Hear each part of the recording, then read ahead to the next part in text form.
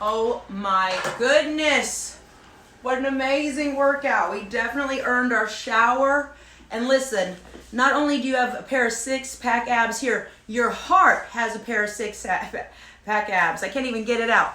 We are so heart healthy right now. We did our heart racing happiness workout. You guys, we did so many new moves. It was a workout you don't want to miss. Make sure you put a star by this one.